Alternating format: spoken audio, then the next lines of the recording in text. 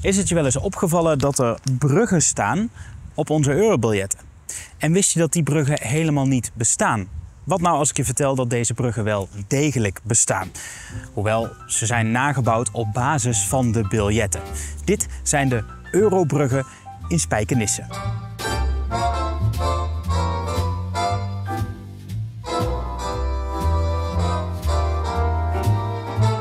Voordat we het gaan hebben over deze bruggen, moeten we het eerst hebben over de briefjes. Want dit is ook een mooi moment om eens naar die gekke dingen te kijken. Want eigenlijk zijn ze best interessant. In veel landen binnen de EU betalen we met hetzelfde geld, de euro. Volgens de Europese Centrale Bank, de ECB, is zo'n briefje het meest tastbare symbool van een verenigd Europa. En dat heb je gewoon in je eigen portemonnee. Hoewel, het is lang geleden dat ik iets contant heb betaald. Ik heb dit speciaal voor deze video gepint, maar dat is een ander verhaal.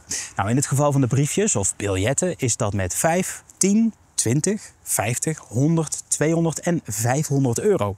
En met die laatste, het 500 euro biljet, is trouwens iets aan de hand. Dat vertel ik je zo. Eerst even dit, want jij kunt onze video's altijd gratis blijven kijken dankzij onze samenwerkingen. En aangezien ik dan toch een slecht bruggetje moet maken. Bruggen hebben vaak een zware last te dragen, net als ons elektriciteitsnet. En daarom maak ik deze video samen met EcoFlow, een producent van onder andere batterijen voor thuis. En die heb ik hier, de EcoFlow Stream AC Pro. Dit is een losstaande batterij waar je de stekker in het stopcontact kunt steken. En ergens anders in mijn huis staat de Stream Ultra. En die heeft een ingebouwde omvormer voor een aantal zonnepanelen.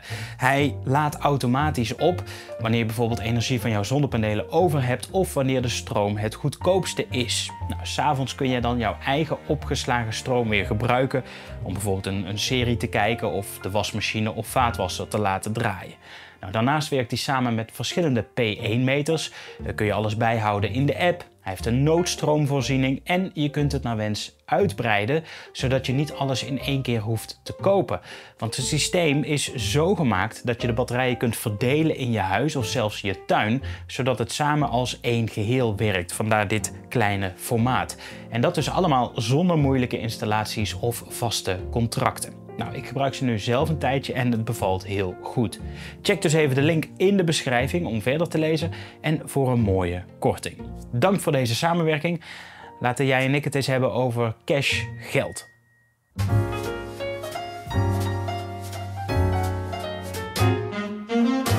Op dit moment zijn er ruim 29,5 miljard bankbiljetten in omloop. Met een totale waarde van zo'n 1,6 biljoen euro. En dat schrijf je zoals nu in beeld staat. Veel dus. Er zijn momenteel 2 series bankbiljetten. De eerste serie bestaat uit de 7 briefjes die ik net noemde. En de tweede serie, ook wel bekend als de Europa-serie, telt 6 zogeheten coupures. En daar heb je het, want het 500 euro biljet wordt niet meer gemaakt. Je kunt er natuurlijk nog wel mee betalen, mits de winkel hem aanneemt natuurlijk. Heb je die nog eentje ergens liggen in een oude sok, bewaar hem dan, want wie weet wordt die nog wel meer waard dan die 500 euro. Ieder briefje heeft zo zijn eigen kenmerken en opdrukken. Natuurlijk het getal, de waarde van het biljet, maar ook de echtheidskenmerken. Een watermerk, voelbare inkt, zo'n zilverkleurige strip aan de zijkant en een portretraampje met de Griekse beeltenis van de Griekse god Europa. Vandaar dat deze lijn de Europa-serie wordt genoemd. Maar naast de zichtbare en voelbare elementen heeft ieder briefje ook minder zichtbare kenmerken. Microtekst bijvoorbeeld, of gedeeltes die zichtbaar zijn onder normaal UV-licht en zelfs onder speciaal UV-licht. En zelfs nog infrarood. En wanneer je het briefje kantelt, zie je diverse hologrammen en kleuren verschijnen. En dat allemaal in zo'n klein briefje. Nou, naast al die echtheidskenmerken ziet ieder briefje er natuurlijk ook anders uit. En dat is waar deze bruggen in Spijkenisse komen kijken. Hier gaat het namelijk om de zogeheten ontwerpelementen. Onze eurobiljetten zijn gebaseerd op het thema perioden en stijlen. En dit zie je op de voorkant van de biljetten in de vorm van ramen en poorten. En volgens de ECB symboliseert dit de openheid en samenwerking in Europa. Nou, op de achterkant van de biljetten staan dan weer bruggen in dezelfde bouwstijl. En dit staat dan weer symbool voor de communicatie tussen de mensen in Europa en tussen Europa en de rest van de wereld. Aldus de ECB.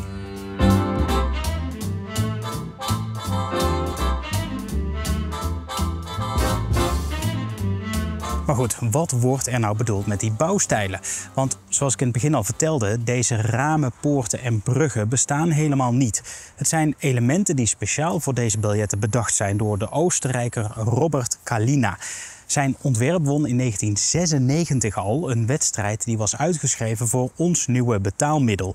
6 jaar later werden de eurobiljetten geïntroduceerd met dus de zelfbedachte elementen van Kalina. Zelf bedacht, maar wel gebaseerd op de bouwstijlen die we in Europa terugzien. Op het huidige 5-euro-biljet is de bouwstijl klassiek. 10 euro is Romaans, 20 euro is gotisch, 50 euro is de Renaissance-stijl, 100 euro is barok en rococo. En op het 200-euro-biljet vind je 19e-eeuwse ijzer- en glasarchitectuur. De 500 euro van de vorige serie is gebaseerd op de huidige moderne tijd. Oké, tijd voor deze bruggen. Ze zijn in 2011 begonnen met de bouw van de bruggen. Dus ze zijn gebaseerd op de eerste serie eurobiljetten. En dan specifiek op de achterkant, want daar staan de bruggen op. Ze zijn ontworpen door Robin Stam. Nou, ik had hem gevraagd voor een interview, maar hij wilde helaas niet, dus ik leg het je zelf uit. De bruggen zijn gemaakt van gegoten beton. Daarna zijn er gekleurde betonnen panelen tegenaan geplaatst. In het oorspronkelijke ontwerp moesten de bruggen een stuk groter worden dan nu. Op de biljetten zijn het qua verhoudingen megabruggen. Dat had sowieso nooit hier gepast in de wijk. Nou, daarnaast moest Stam ook hekken op de bruggen plaatsen vanwege de veiligheid. En dat was een vereiste van de gemeente.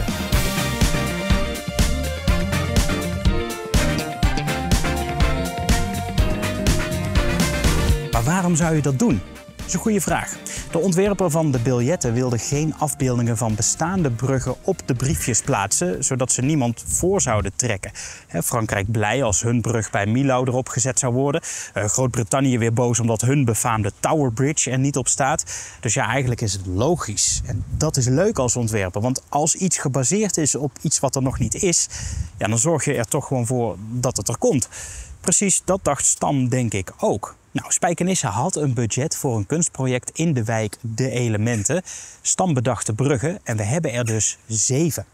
De 5-euro-brug is gebaseerd op klassieke stijl, zoals de Romeinen dat deden bijvoorbeeld. Je herkent misschien wel een soort van aquaduct.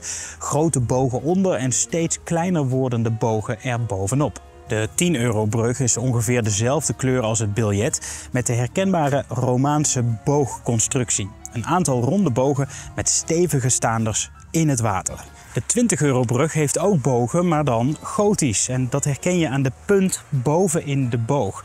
Hij ligt naast de 5-euro-brug met een autobrug ertussenin. Dan de 50-euro-brug, gebouwd in de Renaissance-stijl. Dus een soort greep naar het verleden van de Grieken en de Romeinen. Hij lijkt dus enigszins op de 5- en de 10-euro-brug.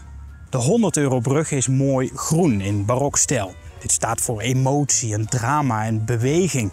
Dus een uitbundige bouwstijl.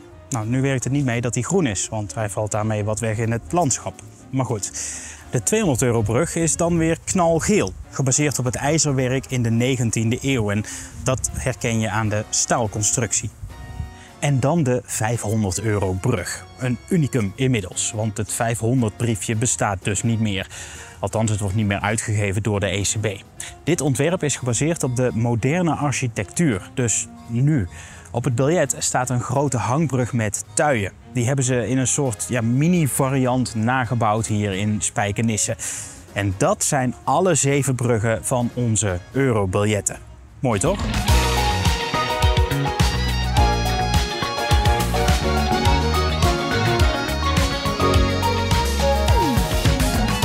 De gemeente Spijkenisse had bij het bouwen van deze nieuwe wijk toch nieuwe bruggen nodig. Dus ja, waarom dan niet iets unieks? Nou, dat is gelukt wat mij betreft. Zelfs een soort van vriend van het kanaal Tom Scott is hier geweest voor een korte video.